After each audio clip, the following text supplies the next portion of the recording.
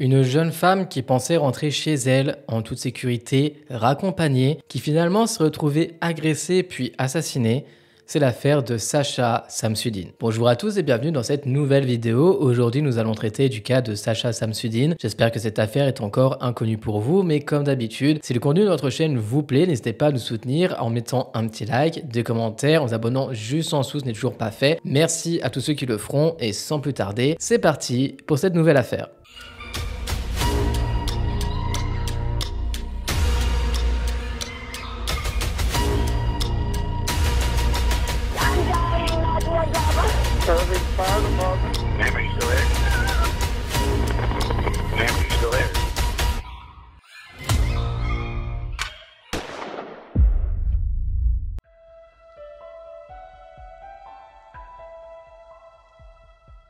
La soirée du vendredi 16 octobre 2015 avait débuté sous les meilleurs auspices pour Sacha Samsudeen, une jeune femme de 27 ans pleine de vie et d'entrain. Cette soirée promettait d'être une nouvelle occasion de profiter de la vie nocturne d'Orlando, en Floride, où elle résidait. Sacha, une jeune femme très sociable, friande de nouvelles rencontres, avait pris l'habitude de sortir presque tous les week-ends. Elle adorait passer du temps avec ses amis et découvrir les différents lieux de divertissement que la ville avait à offrir. Ce soir-là, elle avait commencé par assister à un match de football en compagnie de ses amis proches. L'ambiance était à la fête et la victoire de son équipe favorite avait ajouté une touche de magie à la soirée. Après le match, le groupe a décidé de prolonger les festivités en se rendant dans l'un des clubs préférés de Sacha. Ce club était l'un des plus populaires de la ville et Sacha aimait s'y retrouver pour danser et s'amuser jusqu'au bout de la nuit. Les heures sont rapidement passées entre les rires, les danses et les conversations animées. Cependant, la nuit a pris une tournure inattendue et tragique. Après que Sacha et ses amis ont quitté le club vers minuit 30, elle leur a dit au revoir, encore sur l'euphorie de la soirée.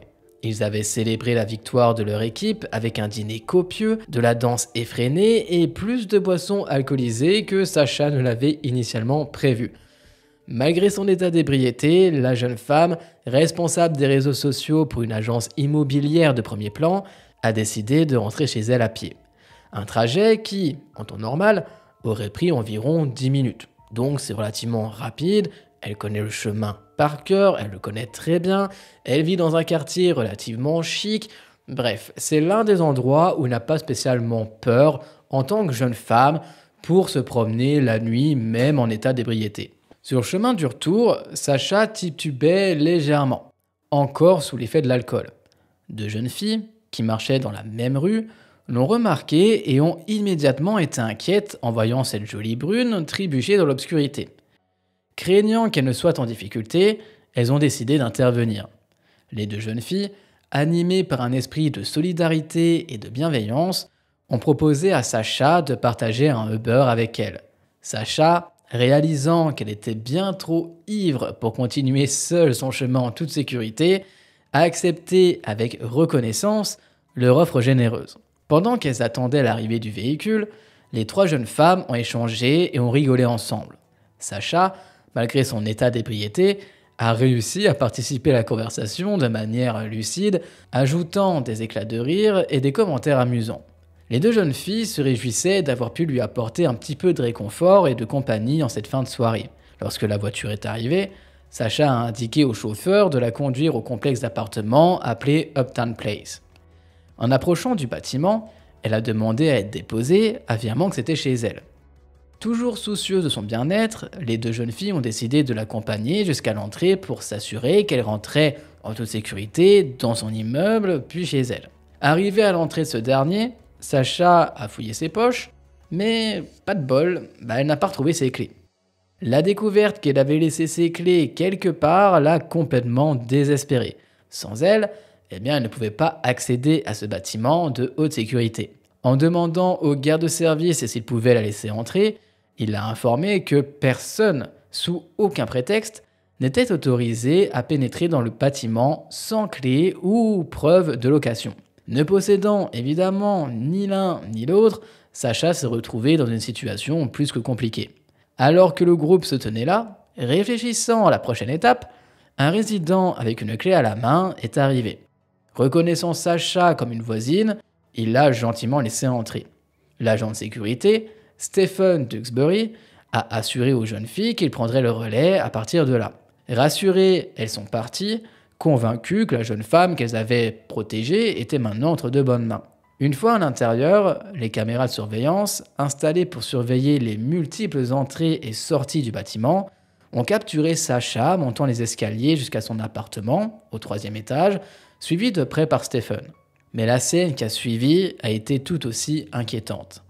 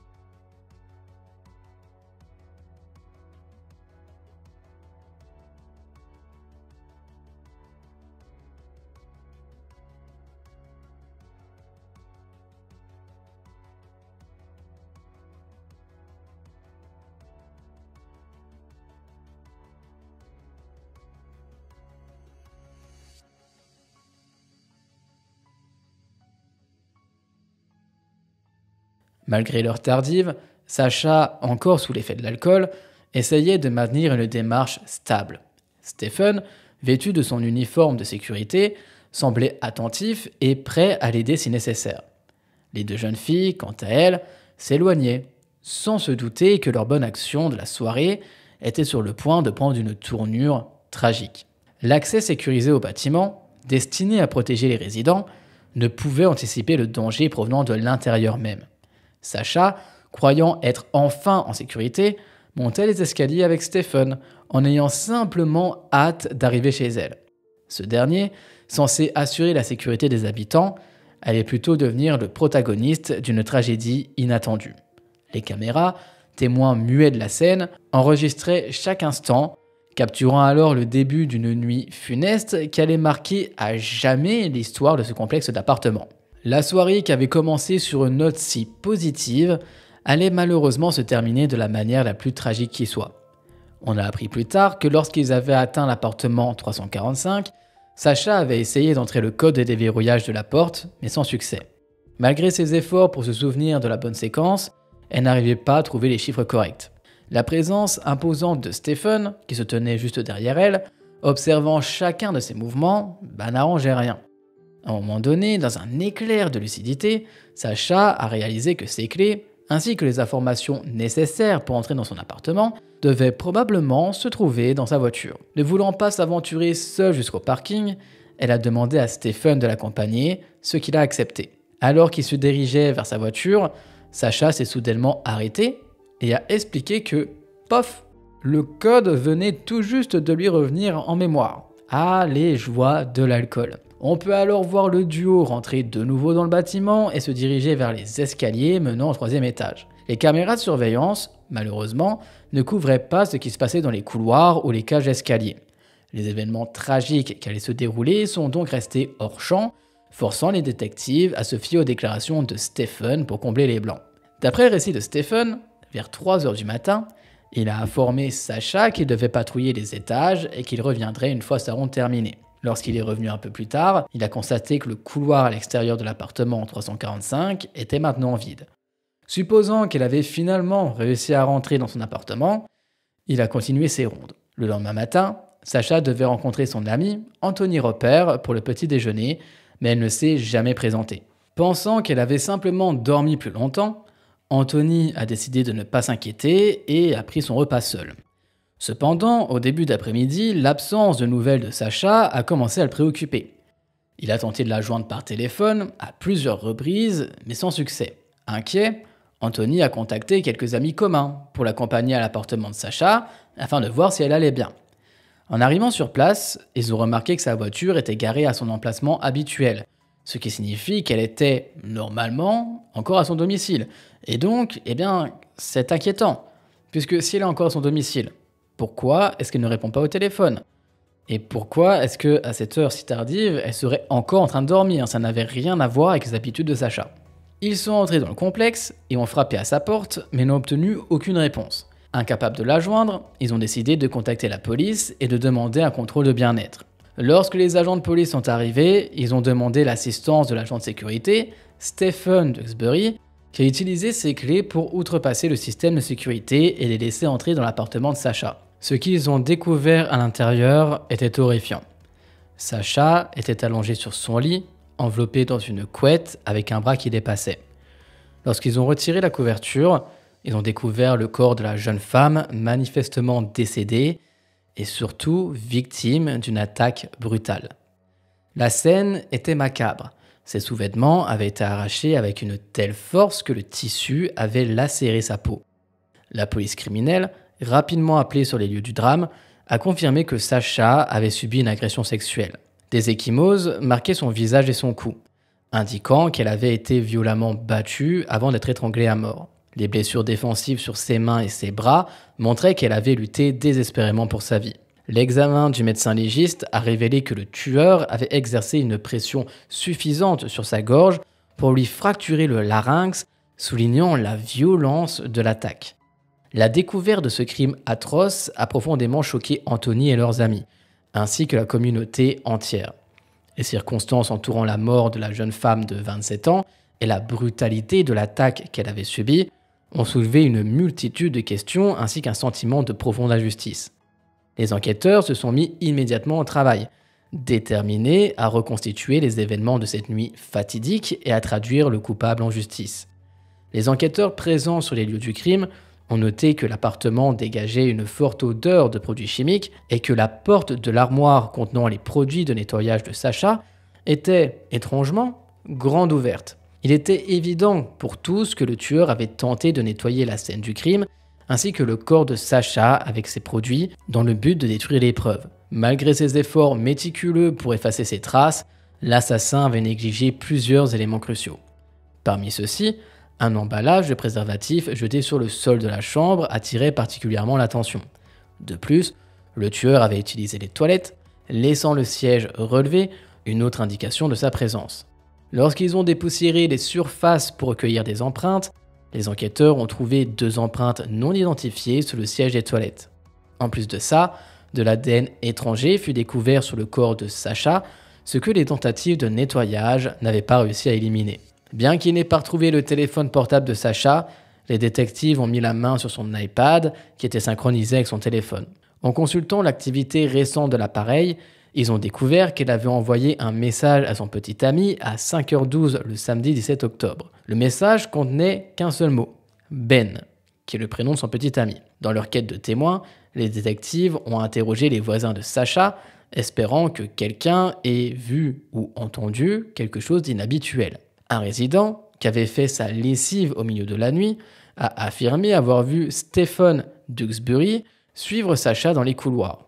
Ce témoignage a renforcé les soupçons qui planaient déjà sur Stephen, l'agent de sécurité censé protéger les résidents du complexe. Les éléments rassemblés sur les lieux, bien que partiellement effacés par les tentatives de nettoyage du tueur, fournissaient néanmoins des indices précieux. L'emballage du préservatif, les empreintes non identifiées, l'ADN étranger et le témoignage du voisin constituaient autant de pièces du puzzle que les enquêteurs devaient assembler pour reconstituer les événements tragiques de cette nuit-là. En analysant minutieusement chaque preuve, les enquêteurs espéraient non seulement identifier et appréhender le coupable, mais aussi rendre justice à la jeune et pauvre Sacha Samsudeen, dont la vie avait été brutalement interrompue. La quête de justice, alimentée par les indices laissés malgré les tentatives de dissimulation, avançait inexorablement, visant à faire la lumière sur cette affaire poignante. Bien que le voisin ait trouvé l'attention du gardien un peu superflue, étant donné que le bâtiment était l'un des plus sûrs de la ville, il n'y avait pas beaucoup pensé à l'époque. Cependant, ce détail allait se révéler crucial dans l'enquête. Lorsque les détectives ont examiné les images de vidéosurveillance de la nuit précédente, ils ont constaté que Sacha était rentrée chez elle à 1h46 du matin. Bien qu'elle ait peut-être été en état d'ébriété, elle paraissait stable sur ses pieds en entrant dans le bâtiment. Les enregistrements montraient également l'agent de sécurité, Stephen, la suivant de près dans presque tous les cadres à partir de ce moment-là. Cette observation a poussé les enquêteurs à convoquer l'agent de sécurité pour un petit interrogatoire, un petit contrôle de routine. De manière inexplicable, les images de surveillance montraient également Stephen portant ce qui semblait être 2 sacs à ordures blancs à cordon de serrage jusqu'au parking à 6h36 du matin, soit plus d'une demi-heure après la fin officielle de son quart de travail. Les enquêteurs ont remarqué que les sacs étaient du même type que ceux trouvés dans une boîte ouverte dans l'appartement de Sasha. Intrigués, les détectives ont passé en revue les images des quarts de travail précédents de Stephen et ont découvert qu'il n'avait jamais sorti les ordures de qui que ce soit avant cette nuit-là. Cette anomalie a évidemment soulevé des questions sur ses motivations réelles en ayant aidé Sasha durant cette nuit. Était-il vraiment un agent de sécurité exceptionnellement dévoué au point de sortir des poubelles de la jeune femme, ou un prédateur qui avait perdu le contrôle et essayait maintenant de couvrir ses traces? Les enquêteurs savaient qu'ils devaient examiner de plus près les actions de Stephen. Son comportement inhabituel et les preuves trouvées sur les lieux ne pouvaient guère être ignorés. L'ensemble des indices recueillis, allant de la présence de Stephen dans les couloirs à des heures inhabituelles, aux sacs à ordures et aux empreintes non identifiées, orientaient de plus en plus l'enquête vers lui. Les détectives savaient qu'ils étaient sur la piste de quelque chose de significatif, et chaque nouvelle découverte renforçait leurs soupçons. La tâche des enquêteurs était maintenant de réunir suffisamment de preuves pour confronter l'agent de sécurité et de percer la vérité sur cette nuit tragique. La clé de l'affaire résidait peut-être dans les éléments négligés par le tueur, et les détectives étaient déterminés à exploiter chaque détail pour rendre justice à Sasha.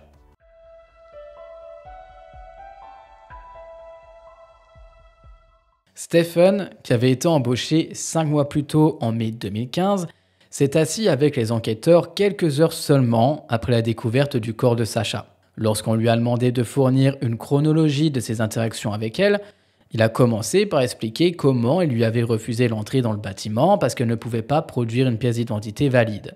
Il a affirmé l'avoir ensuite laissé se débrouiller seul lorsqu'il a été appelé à d'autres tâches.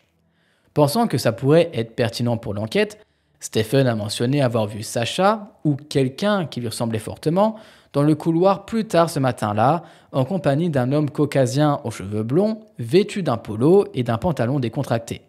Cependant, lorsque les détectives ont examiné les images de surveillance pour suivre cette nouvelle piste, ils n'ont trouvé aucune personne entrant ou sortant du bâtiment correspondant à la description donnée par l'agent de sécurité. Sous le prétexte de rayer son nom de la liste des suspects, les détectives ont demandé à Stephen de passer un test polygraphe.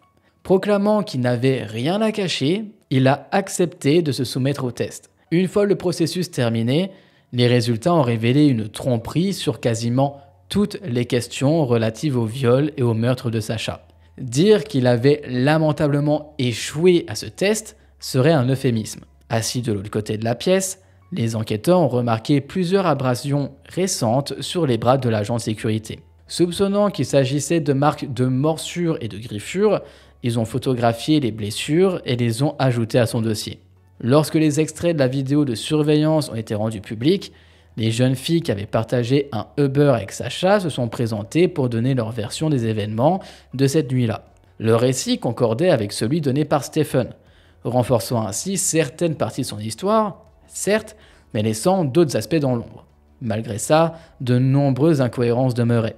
Les détectives, confrontés aux résultats du polygraphe, aux marques sur les bras de l'agent de sécurité et à son comportement suspect, savaient qu'ils devaient approfondir leur enquête. Les indices s'accumulaient contre l'homme, le présentant non seulement comme un témoin clé, mais aussi comme un suspect principal dans cette affaire tragique. Les morceaux du puzzle commençaient à s'assembler, révélant une image de plus en plus claire d'une nuit qui aurait dû se terminer pourtant en toute sécurité, mais qui s'était tragiquement transformée en un cauchemar. Alors qu'une grande partie de son histoire restait en question, les détectives savaient maintenant que Stephen mélangeait mensonge et vérité. Bien qu'il n'ait pas encore assez de preuves pour l'accuser formellement, ils étaient convaincus que ce n'était qu'une question de temps avant de pouvoir le faire. Dans une tentative d'exclure d'autres suspects possibles, les détectives ont interrogé les anciens petits amis de Sacha, y compris Ben, qui avait essayé de l'appeler après avoir reçu le SMS tôt le matin, mais dont l'appel était passé directement sur sa messagerie vocale. Désireux d'aider de quelque manière que ce soit, ces ex-petits amis passés et présents ont accepté volontiers de fournir des échantillons d'ADN. Lorsqu'aucun d'eux n'a correspondu à celui de l'agresseur, ils ont évidemment été éliminés un à un comme suspects. Le locataire serviable qui avait laissé Sacha entrer la nuit du meurtre a également été testé et innocenté de toute implication dans sa mort. 3 jours après la découverte du corps de Sacha, les enquêteurs ont enfin eu la percée qu'ils attendaient. Les empreintes digitales prélevées sur le siège des toilettes, ainsi que celles trouvées sur la poitrine de la victime, appartenaient à un homme. Un homme qu'ils avaient déjà interrogé, Stephen Duxbury. Avec cette nouvelle preuve accablante, il a été ramené pour un autre interrogatoire. En prenant soin de ne pas révéler toutes leurs cartes en main, les détectives ont demandé à Stephen s'il avait, à tout hasard, déjà été à l'intérieur de l'appartement de Sacha pour quelque raison que ce soit. Ignorant que son ADN avait été trouvé sur la scène du crime, il a insisté sur le fait qu'il ne la connaissait pas et qu'il n'avait jamais mis les pieds dans sa résidence. Bien que les détectives savaient qu'il mentait, ils n'étaient pas encore prêts à dévoiler toutes leurs preuves. En attendant d'avoir suffisamment de preuves accablantes pour assurer une condamnation, ils ont laissé l'homme repartir, tout en étant convaincus que ces jours de liberté touchaient rapidement à leur fin. Les détectives continuaient de rassembler des éléments pour construire un dossier solide contre lui, déterminés à rendre justice à Sacha Samsudin. Chaque jour apportait de nouvelles découvertes qui renforçaient leurs soupçons. Les empreintes digitales sur le siège des toilettes et la poitrine de Sacha, ainsi que les incohérences dans les récits du suspect, peignaient un tableau de plus en plus clair de son implication. Les enquêteurs savaient qu'il était crucial de ne pas précipiter les choses, préférant consolider leur dossier pour garantir une condamnation ferme. L'étau se resserrait autour de l'agent de sécurité, et les détectives étaient certains que leur persévérance finirait par payer, ce n'était qu'une question de temps. Et ils avaient raison, puisque exactement 1 semaine après le meurtre de Sacha, un mandat de perquisition a été signifié pour la maison et le téléphone portable de Stephen. Bien qu'il ait tenté d'effacer son historique de recherche en remettant l'appareil en mode usine, les techniciens médico-légaux ont réussi à restaurer les données. Ce qu'ils ont découvert a donné aux enquêteurs un aperçu troublant de l'esprit d'un monstre. Son activité en ligne révélait qu'à 5 h du matin, la nuit du meurtre, Stephen cherchait activement des moyens de contourner le code de sécurité de l'appartement. 12 minutes plus tard, une étrange coïncidence se produisait. La jeune femme qu'il avait traquée depuis son entrée dans le bâtiment a tenté d'envoyer un SMS à son petit ami, mais n'a réussi qu'à taper son nom avant que la communication ne soit rompue. Le 30 octobre 2015, Stephen Duxbury, chargé de la protection des locataires des appartements Uptown Place, a été placé en état d'arrestation et accusé de cambriolage dans un logement occupé, de violences sexuelles et de meurtre au premier degré. Après 2 ans d'audience, de preuves, de retard et de sélection des jurés, le procès de Stephen a finalement commencé en novembre 2017. Parmi les témoins appelés par l'État, se trouvait le médecin légiste, le docteur Gary Hutz, qui a détaillé minutieusement les blessures graves infligées à la victime devant le jury. Le médecin a témoigné que Sacha avait été violée, battue à la tête et au haut du corps avant d'être étranglée manuellement. L'examen de ses restes ont également révélé des éraflures à l'intérieur de ses cuisses, compatibles avec les marques laissées par les ceintures portées par les travailleurs des services publics et les gardes de sécurité.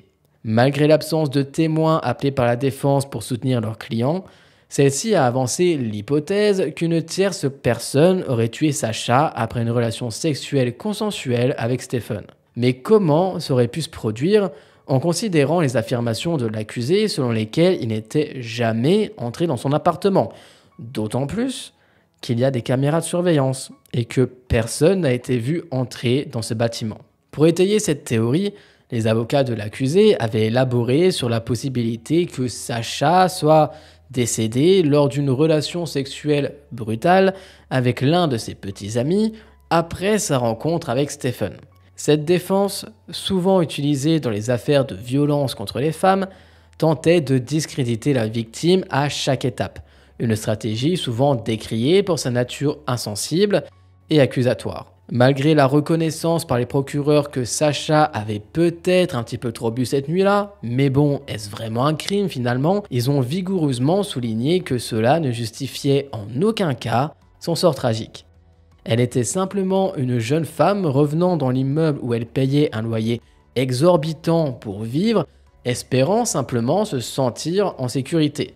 Mais c'était tout sauf le cas. L'État a maintenu que l'agent de sécurité, qu'il décrivait comme un prédateur opportuniste, avait ciblé Sacha dès qu'il avait découvert qu'elle était seule cette nuit-là. Pénétrant dans son appartement en contournant le code de sécurité, il l'avait attaquée, violée et finalement assassinée dans son propre lit. Un acte de violence inimaginable. Malgré les efforts de la défense pour altérer le récit, la preuve accablante et les témoignages cohérents ont renforcé l'accusation. Le 21 novembre, après 7 jours d'audience, l'affaire a été remise au jury. Après seulement 4 heures de délibération, le verdict est tombé. Coupable de tous les chefs d'accusation. Ce verdict n'était pas seulement une condamnation de Stephen Duxbury, mais aussi une réaffirmation du respect de la justice et de la vérité pour Sacha ainsi que sa mémoire. Sa famille et ses amis ont trouvé une forme de justice dans cette décision, bien que la douleur de leur perte ne puisse jamais être complètement apaisée. En fin de compte, le jury a reconnu les tentatives de la défense pour ce qu'elles étaient et a agi en conséquence. Stephen Duxbury a été condamné à la réclusion à perpétuité sans libération conditionnelle pour l'agression sexuelle et le meurtre de Sacha Samsudeen, avec une peine supplémentaire de 15 ans pour le cambriolage. Cette condamnation a marqué la fin d'un chapitre tragique, mais aussi le début du processus de guérison pour tous ceux touchés par ce crime impardonnable. Alors qu'ils étaient satisfaits du verdict, les parents de Sacha étaient profondément préoccupés par les atrocités survenues à la résidence, un complexe que leur fille avait choisi en partie pour ses mesures de sécurité renforcées. Incapables de surmonter la chaîne d'événements évitables ayant coûté la vie à leur enfant, en 2017, ils ont intenté des poursuites civiles contre la résidence en question et la société de sécurité employée. Ils ont également engagé des poursuites contre les fabricants de la serrure à code que Stephen avait facilement neutralisée. À l'heure actuelle, les actions en justice contre la société de gestion et de sécurité du bâtiment sont toujours en cours. Les informations révélées par ces procédures montrent que de nombreux résidents avaient déposé des plaintes contre Stephen pendant son bref mandat, qui a duré 5 mois, l'accusant souvent d'abus de pouvoir et même de harcèlement. L'affaire contre le fabricant de serrures a rencontré un obstacle lorsque le locataire suivant, après le meurtre, a remplacé l'appareil incriminé par un modèle neuf. L'absence de l'ancienne serrure pour inspection a suspendu le procès en attendant une décision judiciaire sur la possibilité de poursuivre sans cette preuve cruciale.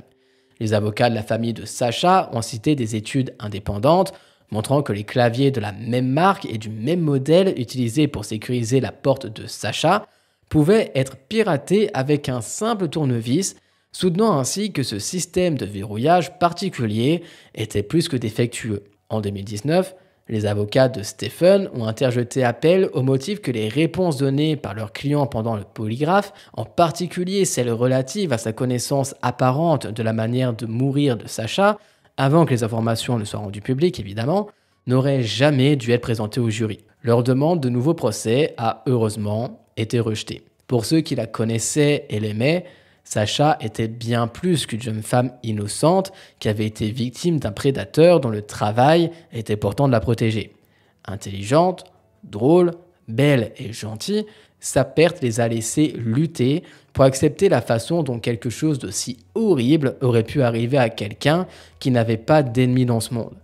En plus d'exceller dans son travail, Sacha aimait les animaux, en particulier son petit chien, Chewie. Elle était une jeune femme qui adorait passer du temps avec ses amis et sa famille, et elle a été arrachée de ce monde. Contrairement à la façon dont elle était dépeinte par la bouche de son tueur, elle n'était pas une femme lâche qui s'était mise en danger et en avait payé le prix fort.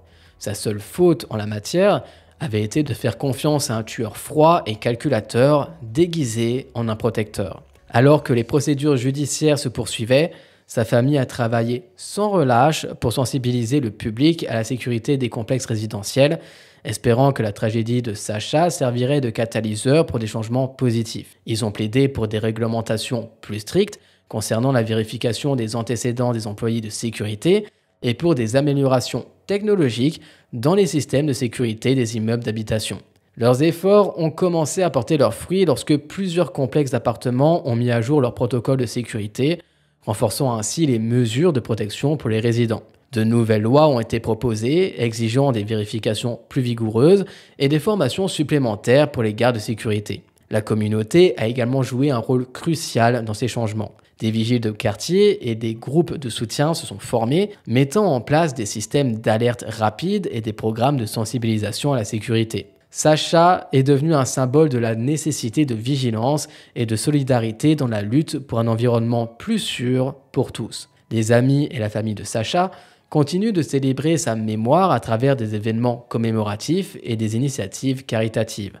Chaque année, par exemple, une course est organisée en son honneur, collectant des fonds pour des causes qui lui étaient chères, comme par exemple les refuges pour animaux et les programmes éducatifs pour les jeunes. Alors que le monde avance et tourne sans Sacha, la mémoire de cette dernière reste vivante dans les cœurs de ceux qui l'ont connue et aimée. Sa tragédie a déclenché un mouvement pour la sécurité et la justice, rappelant à tous l'importance de protéger les plus vulnérables et de ne jamais oublier les leçons du passé. Et c'est donc tout pour l'affaire de Sacha Samsudeen, et j'espère que cette affaire était encore inconnue pour vous, ou alors que j'ai pu vous apporter des informations supplémentaires. Et j'espère que les parents de cette dernière arriveront à obtenir justice quant à la société de protection et également à la société qui s'occupait des serrures qui étaient censées protéger l'appartement de la jeune femme qui visiblement était plus que défectueux. N'hésitez pas à me dire ce que vous avez pensé de cette affaire dans les commentaires et surtout restez prudent. Comme vous le voyez, on ne peut faire confiance en personne, ni même à ceux qui parfois portent un uniforme.